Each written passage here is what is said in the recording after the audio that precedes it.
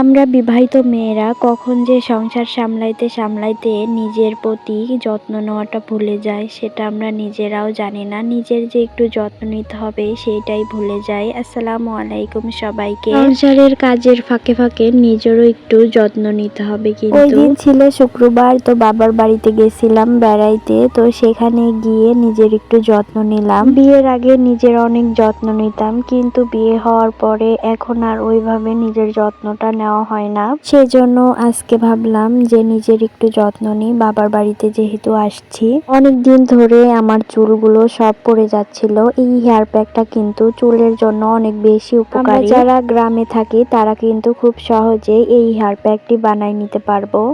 এই হেয়ার প্যাকটি বানানোর জন্য আমার সর্বপ্রথমই লাগবে মেহেদি। দেখতেই তো পেলেন আমি মেহেদিগুলা তুলে নিলাম। তারপরে কয়েকটা পেয়ারা পাতাও নিয়েছি। তারপরে নিম পাতা নিলাম। নিম পাতার গাছটা অনেকটা ছোট ছিল, তবে নিম পাতা তেতো হলেও কিন্তু আমাদের জন্য অনেক বেশি উপকারী, মানে আমাদের চুলের জন্য অনেক বেশি উপকারী। গ্রামের মানুষরা কিন্তু অনেকটা সংসারিক হয়। এইখানে দেখেন পুঁই শাক লাগাইছে, সিম গাছ লাগাইছে, তারপরে লাউ, তারপরে কুমড়া, সব রকমের সবজি লাগাইছে আমার দাদি।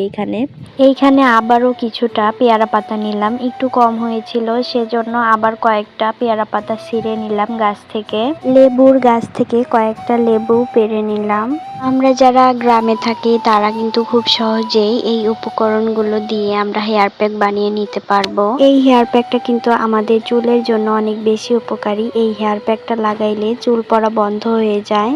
তার সাথে সাথে চুলটাও কিন্তু সিল্কি হয়, আর চুলটা কিন্তু লম্বাও হয় অনেকটা। লেবুগুলা এনে আম্মুর হাতে দিলাম। আম্মু এখানে লেবুগুলা কেটে নিচ্ছিল, সাথে পেঁয়াজও কেটে নিছে। আমি যেই দিনই এই হেয়ার প্যাকটা বানাই না কেন সেই দিনই অনেক বেশি করে বানাই, যাতে সবাই দিতে পারে। এই হেয়ার প্যাকটা কিন্তু খুব সহজেই তৈরি করা যায়। এখানে কিন্তু লাগবে আমাদের প্রথমে মেহেদি পাতা, তারপরে নিম পাতা, পেয়ারা পাতা, লেবু, পেঁয়াজ, এই সবগুলো উপকরণ নিয়ে এখন ব্লেন্ডারের ভিতর দিয়ে দিতে হবে। একটু পানি দিতে হবে, পানিটা দিয়ে একটু একটু করে ব্লেন্ডার করে নিতে হবে। তবে কিন্তু লেবুটা ব্লেন্ডার করা যাবে না, শুধুমাত্র লেবুর রসটা দিতে হবে। পরে এখানে আম্মু অল্প অল্প করে ব্লেন্ডার করে নিচ্ছিল। প্রথমে একটু শক্ত হয়েছিল ব্লেন্ডার করাটা, পরে কিন্তু একটু বেশি করে পানি দিয়ে ব্লেন্ডার করে নিছে। সবগুলো ব্লেন্ডার করা হয়ে গেলে এখানে আমি লেবুর রসগুলো চিপে চিপে দিয়ে দিচ্ছিলাম। লেবুর রস কিন্তু আমাদের চুলের জন্য অনেক বেশি উপকারী। তো এখানে কিন্তু একটা ডিমও দিয়ে দিতে পারেন আপনারা চাইলে। আমার ডিমটা ভালো লাগে নাই, সেজন্য ডিমটা আর কি দেই নাই। পরে এখানে আমি আমার ছোট বোনকে হেয়ার প্যাকটা লাগিয়ে দিচ্ছিলাম। এই হেয়ার প্যাকটা কিন্তু ছোট বড় সবাই দিতে পারবে। এই হেয়ার প্যাকটা দেওয়ার 1-1.5 ঘন্টা পরে কিন্তু হেয়ার প্যাকটা শুকিয়ে আসবে। শুকিয়ে আসলে এটা কিন্তু ধুয়ে নিতে হবে শ্যাম্পু করে।